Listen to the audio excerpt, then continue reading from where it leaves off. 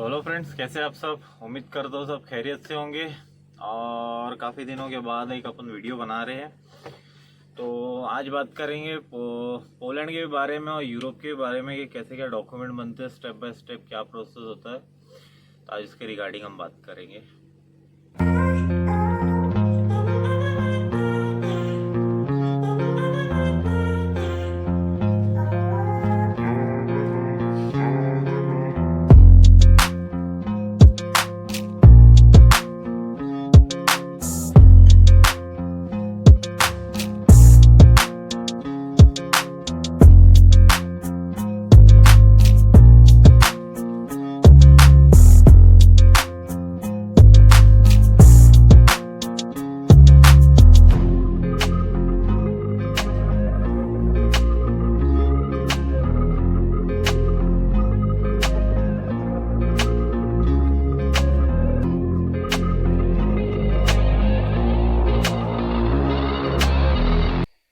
तो hello friends, welcome आपका एक और नई वीडियो में।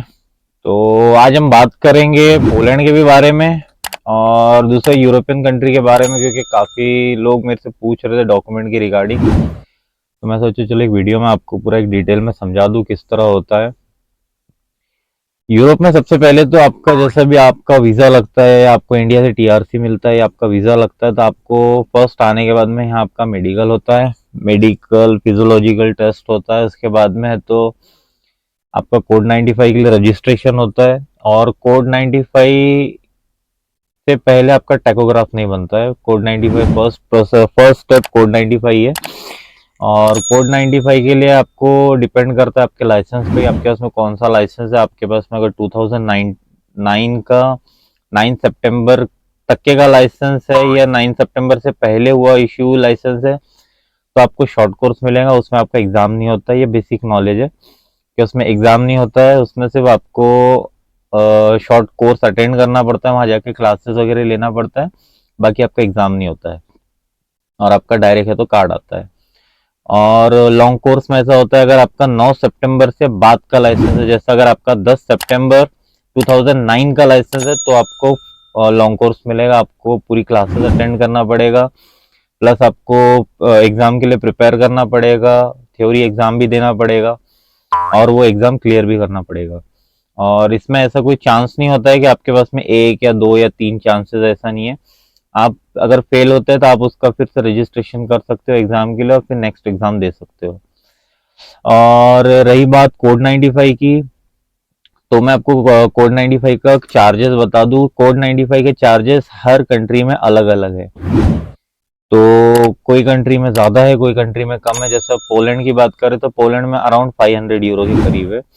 और दूसरा कंट्री में, कोई कंट्री में 600 है, कोई कंट्री में 700 है, कोई कंट्री में 800 तक के है, 800 यूरोस तक। तो ये डिपेंड करता है कंट्री में कि आप कौन सा कंट्री जा रहे हो। तो और रही बात आपका एग्जाम क्लियर होने के बाद में फिर उसका पैसा आपको पे करना पड़ता है कार्ड के लिए। वो एक 30 to 35 यूरो ऐसा होता है समथिंग, हर जगह सेम ही होता है। 35-40 यूरो के समथिंग ऐसा चार्जेस होता है, वो आपको पे करना होता है। तो आपको आपका जो प्लास्टिक कार्ड रहता है, आपका एग्जाम क्लियर करने के बाद में आपको जो आपका वो कार्ड मिलता है, वो कार्ड की फीस है वो, तो आपको पे करना पड़ता है। फिर वो कार्ड आपको खुद पर्सनली जाके पिकअप भी करना पड़ता है। और हर कंट्री में सिस्टम डिफरेंट है, लेकिन पोलैंड में ऐसा है कि पोलैंड में आपको खुद पर्सनली जाके कलेक्ट करना पड़ता है और दूसरे कंट्री में बाय कोरियर से आ जाता है। और रही बात टैकोग्राफ की, तो टैकोग्राफ इतनी बड़ी कोई बहुत बड़ी बात नहीं है। टैकोग्राफ नॉर्मल है, वो कंपनी अप्लाई करती है। और तकरीबन उसका भी 40 यूरो समथिंग ऐसा चार्जेस है टैकोग्राफ का। वो कंपनी अप्लाई करती है, लेकिन पे अपने को करना पड़ता है।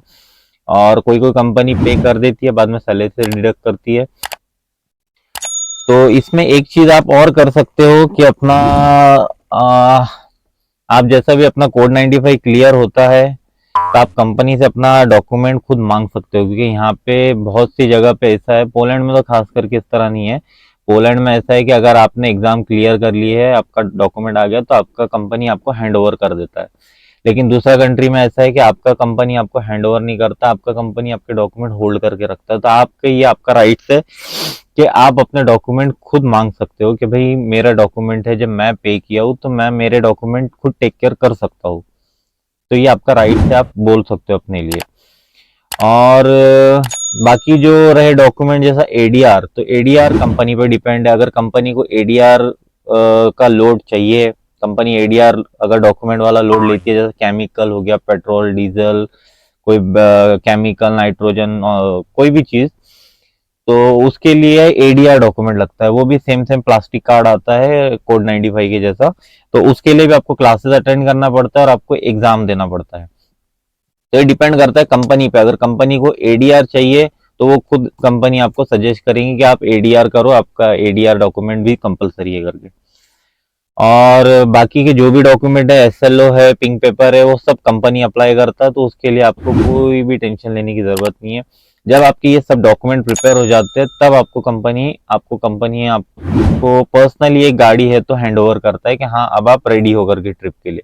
उसके पहले कंपनी यहाँ पे रिस्क नहीं लेता है ड्राइवर को गाड़ी देने का, जब तक कि आपके डॉक्यूमेंट नहीं रेडी होते। तो यूरोप में खास करके कंपनी गाड़ी नहीं देता है, और जब तक कि आपके डॉक्यूमेंट नहीं क्लियर हो जाते तब तक।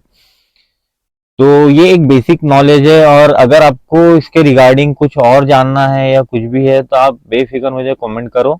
मैं इंशाल्लाह उस पर भी एक पूरा कंप्लीट वीडियो बना के बताऊंगा आपको कैसा क्या है क्या नहीं है।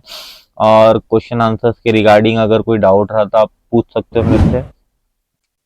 और मैं कोशिश करूंगा नेक्स्ट वीडियो में आपको कुछ और चीज़ों के बारे में बताऊं, नई चीज़ें, जिससे आपको इजी हो जॉब फाइंड करने के लिए और जॉब सर्च करने के लिए, कि आप किस तरह कौन से वे से है तो जॉब सर्च कर सकते हो, कैसा आप यूरोप में आ सकते हो।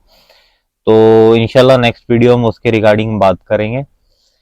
और मिलते हैं नेक्स्ट वीडियो में नेक्स्ट इन्फॉर्मेशन के साथ में। और एक और मैं चीज़ बोलना चाहूँगा कि जो मेरे भाई अभी पोलैंड के लिए वीज़े के लिए वेट कर रहे हैं, तो मेरे हिसाब से आप लोग है तो कहीं और भी ट्राई करते रहो। आप जो भाई मेरे साल 1.5 साल से भी पोलैंड के लिए बैठे हैं, तो ये आपका टाइम वेस्ट हो रहा है। तो इससे अच्छा है कि आप कोई दूसरी शेंजन कंट्री का ट्राई करो।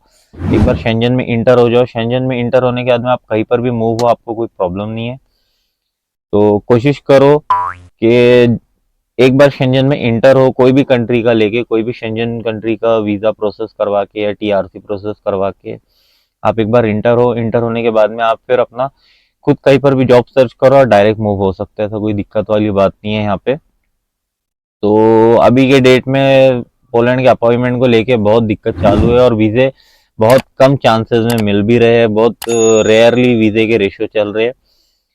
तो कोशिश करो कि कहीं दूसरी कंट्री का ट्राई करके एक बार इंटर हो शेंजन में। तो मिलते हैं नेक्स्ट वीडियो में नेक्स्ट इन्फॉर्मेशन के साथ में, तब तक के लिए बाय।